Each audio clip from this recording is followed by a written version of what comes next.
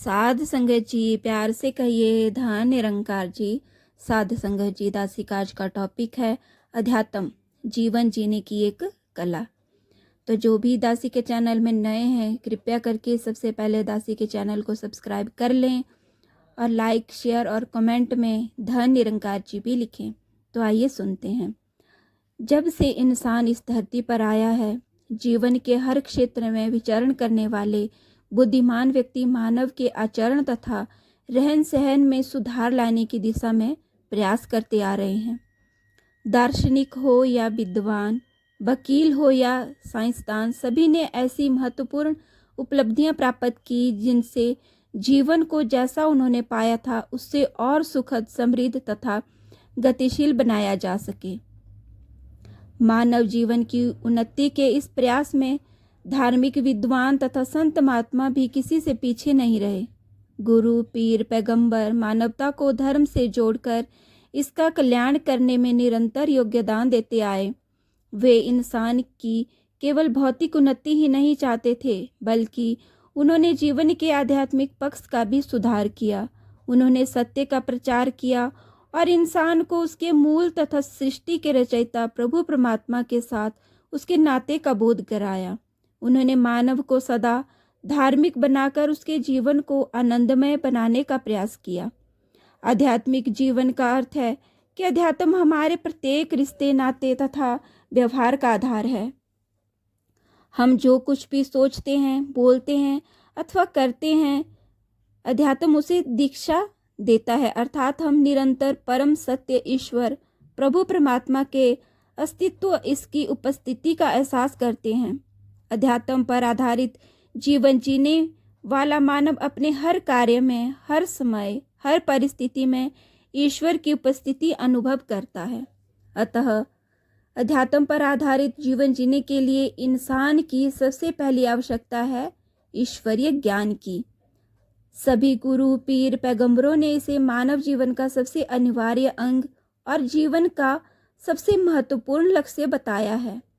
उनका अपना जीवन अध्यात्म पर आधारित था और वह दूसरों को भी ऐसा ही जीवन जीने की प्रेरणा देते थे।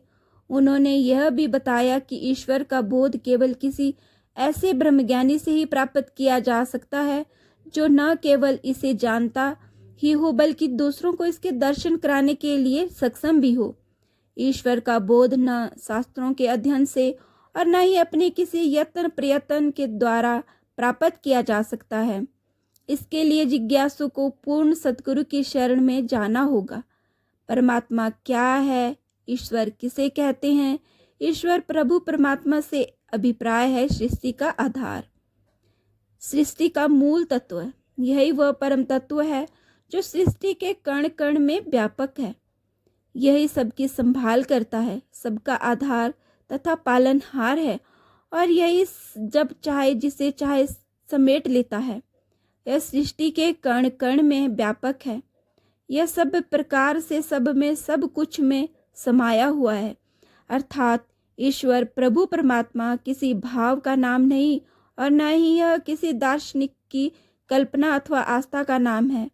यह शाश्वत अस्तित्व है, परम तत्व है जो संपूर्ण सृष्टि के नष्ट होने पर भी बना रहेगा, टिका रहेगा।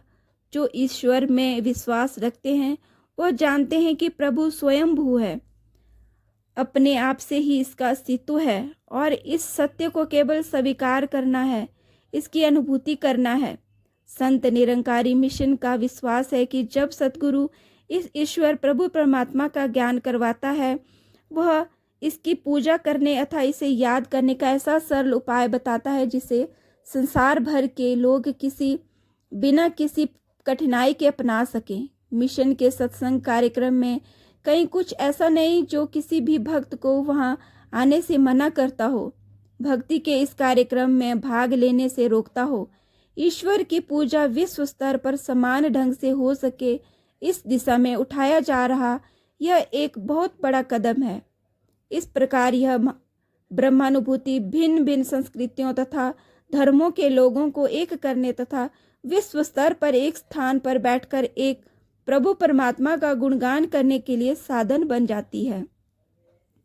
ब्रह्मानुभूति होते ही इंसान को ज्ञात हो जाता है कि यह परम सत्य परमात्मा ऐसा सूत्र है जो सभी को एक साथ पिरोकर एक करता है।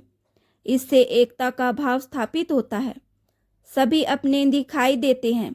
आध्यात्मिक ज्ञान प्राप्त करने वाले संसार भर में एक परिवार की भांति एक दूसरे के साथ जुड़ जाते हैं, एक दूसरे का अटूट अंग बन जाते हैं। भक्त अनुभव करता है कि यह प्रभु परमात्मा एक है, सृष्टि एक है, मानव जाति एक है। यह तीनों एक दूसरे से जुड़े हुए हैं, एक दूसरे में लीन हो रहे हैं। इंसान विश्व बंधुत्व के ऐसे साम्राज्य में प्रवेश करता है जहाँ वह सभी का हो जाता है और सभी उसके, जहाँ प्रेम ही प्रेम है, सबके प्रति प्रेम। ब्रह्म ज्ञान तथा इससे जन्म लेने वाले प्रेम तथा एकता के भावों से युक्त होकर ज्ञानी पुरुष दूसरों को पावन, पवित्र तथा सत्कार का पात्र समझने लगता है। ईश्वर को जानने वाला सभी में ईश्वर की ज्योति के दर्शन करता है। वह सबका आदर सत्कार करता है, उनकी सेवा करता है, उन्हें प्रसन्न करने के लिए हर कदम उठाता है, यत्न प्रयत्न करता है। वह इस बात का पूरा पूरा ध्यान रखता है कि कोई ऐसा शब्द न बोला जाए, कोई ऐसा कर्म न किया जाए जिससे किसी को कोई आपत्ति हो, जिससे उन्हें कोई असुविधा हो। इस प्रकार मानव मानव के संबंधों में एक नए आयाम का उदय हो जाता है। फिर मात्र औपचारिकता तथा स्वार्थ भाव पर आधारित पुराने चले आ रहे रिश्ते भी परस्पर सम्मान, सेवा तथा अपनेपन के भाव में परिवर्तित हो जाते हैं। सभी इंसान एक दूसरे के लिए पावन तथा सम्मान के पात्र बन जाते हैं और इस प्रकार संपूर्ण सृष्टि रूपी परिवार के अंग बन जाते हैं। ऐसी स्थिति में घृणा, मनों के दुर्भाव तथा शत्रुता जैसी बुराइयां जन्म ही नहीं लेती। आध्यात्मिक रूप से जागरूक व्यक्ति के लिए प्रेम अंतरात्मा का विषय है, एक देवी गुण है। यह आत्मा से आत्मा तथा हृदय से हृदय का मिलन है। यह इंसान के लिए जीवन में उतारने और अनुभव अर्थात व्यवहार में लाने का विषय है। जब हम इसे अपने भीतर अनुभव करते हैं तो वह इसका सबसे सुंदर रूप होता है। उसके पश्चात जब यह प्रेम बाहरी जीवन में प्रकट होगा तो वह भी उतना ही निर्मल होगा जितना भीतर। मिलन की इस अवस्था में वास्तविक आनंद का अनुभव भीतर ही किया जाएगा तथा आत्मा का मिलन आत्मा के साथ होता है। यही वह प्रेम है जिसे स्वाभाविक कहा जाता है, ऐसा जैसा अंदर वैसा बाहर। ईश्वरानुभूति के संग प्राप्त होने वाला यह प्रेम विनम्रता, करुणा, दया, तप, त्याग, क्षमा, सद्भाव तथा सहनशीलता इत्यादि दैवी गुणों के साथ मिलकर और भी विकसित होता है। ज्ञानी भक्ति से संसार के सभी दुर्भावों से बचा कर रखता है। उसके लिए यह एक ऐसी पावन ज्योति है जिसे संसार की संकीर्णताओं तथा स्वार्थों के तूफान से बचाना होगा। यह घावों को भरने के लिए एक मरहम है, न कि दूसरों को घाव देने के लिए एक शस्त्र।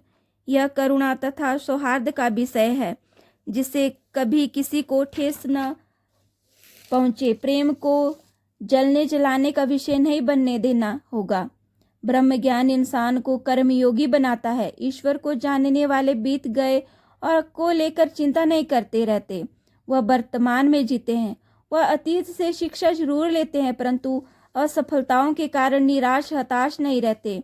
उन्हें ईश्वर ने जो भी योग्यताएं दी है, साधन दिए हैं, उनके अनुसार कर्म करते हैं। वह हर पल ईश्वर का एहसास करते हैं, इसी का ध्यान करते हैं और इसी को सब कुछ करने और कराने वाला मानकर अपने हर कर्म का फल इसी पर छोड़ते हैं। अतः परिणाम कुछ भी हो वह उसे पूर्ण समर्पण भाव से स्वीकार कर लेते हैं। किसी प्रकार का कोई गिला शिकवा नहीं करते। यह उनकी कोई नकारात्मक भावना नहीं होती और न ही वह कर्म करना छोड़ देते हैं। वे इस ईश्वर का पूरा विश्वास रखते हैं। वह जानते हैं कि यह सृष्टि के प्रत्येक अंग की आवश्यकता को समझता है और हर प्राणी के भले का ध्यान रखता है।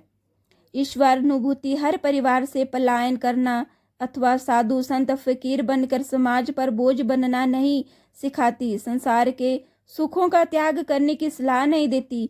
यह तो यही सिखाती है कि जीवन का पूरा पूरा आनंद लेना है। यहाँ अनासक्ति के भाव पर अमल किया जाता है। पदार्थों के स्वामी बनने का भाव यहाँ नहीं है। यहाँ तो सब कुछ ईश्वर की देन है और मानवता की भलाई के लिए है। अतः ईश्वर का मानने वाला इसके भक्तों की सेवा में अपनी सबसे प्रिय और उत्तम वस्तु भेंट करता है। इस प्रकार के सेवा भाव से उसमें प्रेम तथा नम्रता जैसे सद्गुण जन्म लेते हैं। इसी भाव से वह अधिक से अधिक सांसारिक प्राप्तियों का स्वामी बनता है, वास्तविक खुशहाली के लिए प्रयत्नशील होता है। इस प्रकार ईश्वर को जानने वाले के लिए ब्रह्म ज्ञान ही उसका चरित्र बन जाता है। उसके हर कर्म पर अध्यात्म का रंग चढ़ जाता है। उसकी पहचान उसके खाने पीने पहनने से नहीं बल्कि इस देवी रंग से होती है। एक और उसे जो कुछ भी प्राप्त होता है उसमें वो संतोष करता है और दूसरी ओर अपनी सामर्थ्य अनुसार दूसरों की सेवा करता है, परोपकार करता है, अपनी हर आवश्यकता की पूर्ति के लिए इस पर भरोसा रखता है, अध्यात्म से परिपूर्ण जीवन जीता है। तू ही निरंकार, मैं तेरी शरण हाँ, मैनू बख्श लो। तू ही निरंकार, मैं तेरी शरण हाँ, मैनू बख्श लो। बोलिए सतगुरु माता सुदीक्षा सविंदर हरदेव जी महाराज की जय। निरंकारी राज माता गुरु वचन अवतार की जय। प्यार से कहिए धन निरंकार जी।